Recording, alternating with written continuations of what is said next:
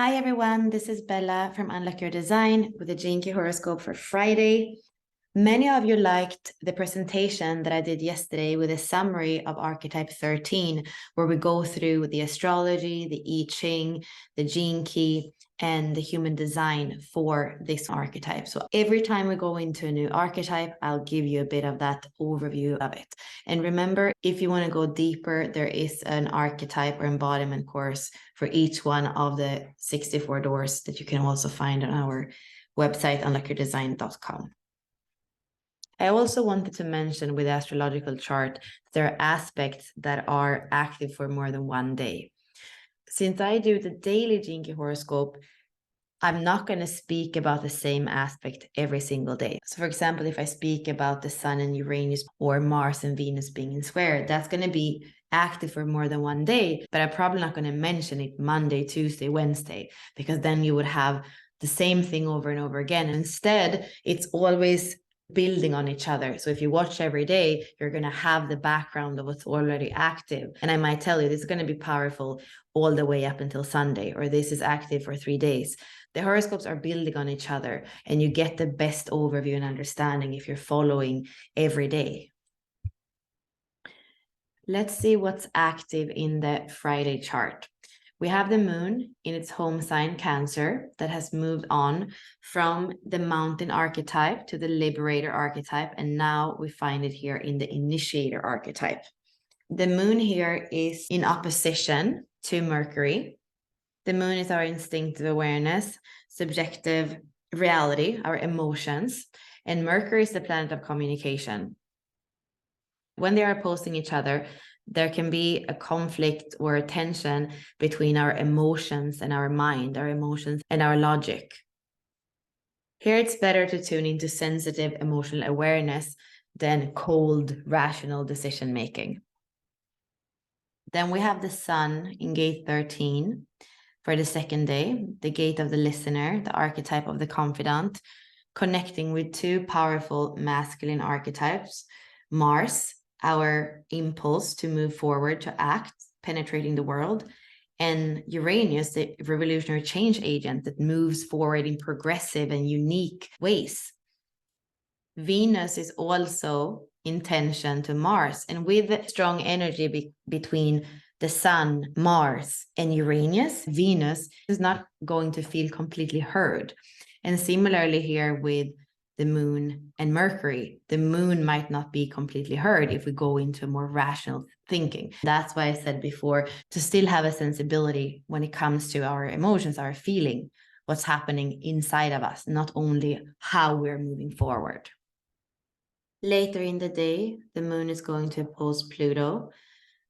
Pluto is still in Capricorn. The moon is moving in here to Leo, closer to where it's going to be in the full moon.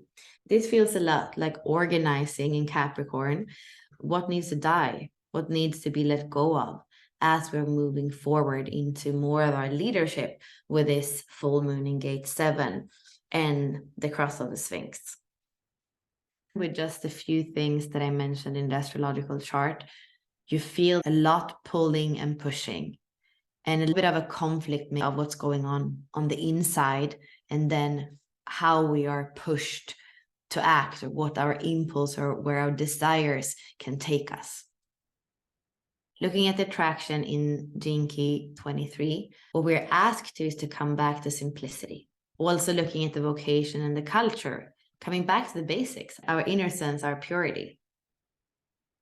With the SQ in the 43, the gene key of deafness, there is this possibility to only hear one side. So maybe only listening to the masculine planets with the Sun, Mars, and Uranus asking us to move forward, or listening to the moon and Venus, the more feminine, the emotional, what's going on the inside, this need to nurture.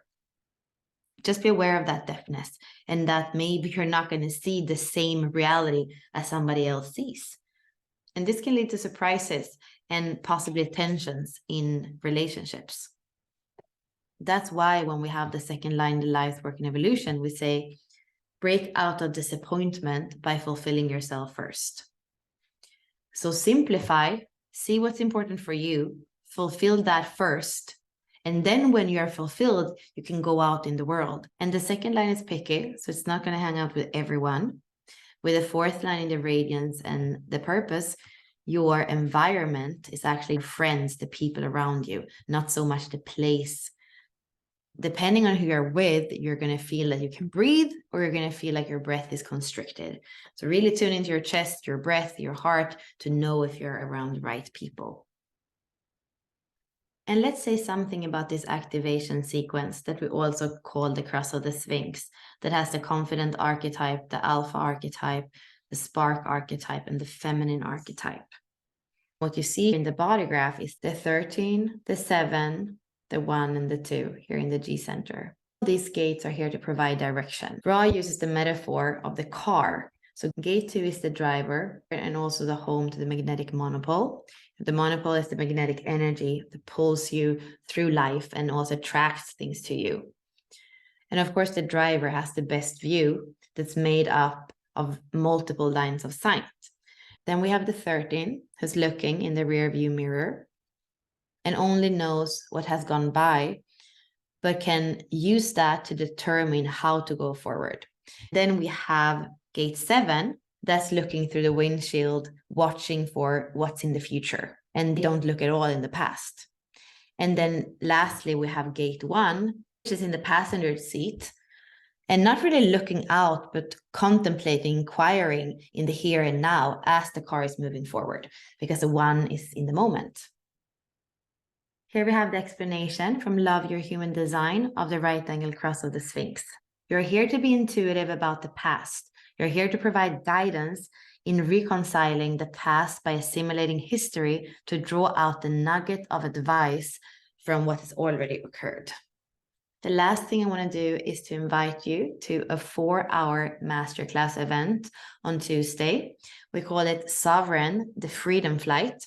I will put the links with more information and registration below here on YouTube. I hope to see you on Tuesday, and I also will be back tomorrow with the weekend and full moon horoscope. Thank you so much for listening. Bye for now.